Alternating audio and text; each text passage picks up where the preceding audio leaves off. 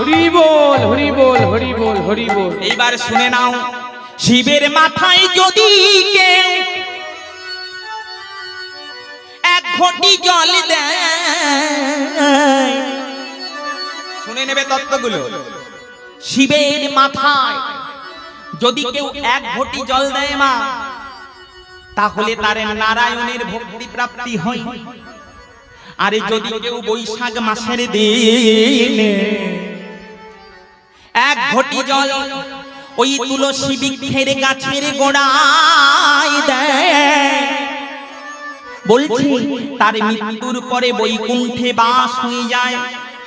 শুধু তাই নয়, যদি বৈশাখ মাসের দিনে আপনারা এক ঘটি জল তুলসী তলায় দিতে পারেন এবং সেই তুলসী তলার মাটি যদি একটু কপালে নিতে পারেন, জীবনে আপনার বজ্রঘাতে মৃত্যু হবে না, জীবনে আপনার সর্পঘাতে মৃত্যু হবে না, জীবনে আপনার হার্ট অ্যাটাকে মৃত্যু হবে না, জীবনে আপনার ব্রেন স্ট্রোক হবে না, জীবনেও আপনার দুর্ঘটনায় মৃত্যু হবে না। শাস্ত্রের প্রমাণ রইল, শাস্ত্রের প্রমাণ।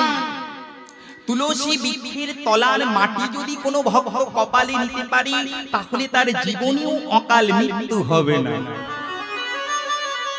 শুধু তাই নয় মা, আপনারা প্রত্যেক দিন স্নান করে ঘুম থেকে উঠে এক ঘটি জল তুলসী গাছের গোড়ায় নিবেদন করবেন, দেখবেন আপনাদের বাড়ি থেকে লক্ষ্মী কোনোদিনও যাবে না।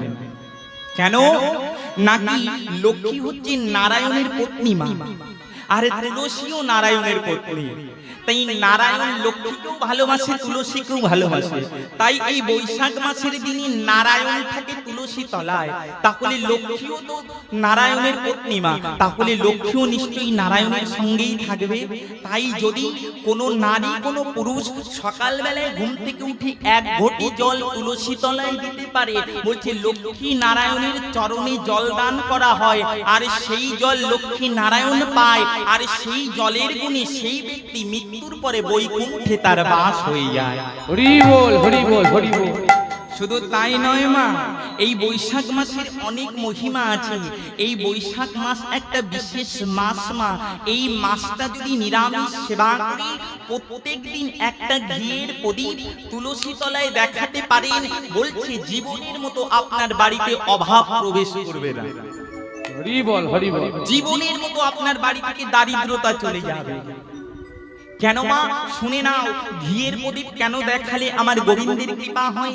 যেদিন সমুদ্র মন্থন হয়েছিল, ওই সমুদ্রের ভিতর থেকে মা লক্ষ্মী উঠে এসেছিল মা। যখন মা লক্ষ্মী উঠে এসেছিল, ওই মা লক্ষ্মী আমার গোমাতার চরণে কেঁদে কেঁদে বলছে, গোমাতা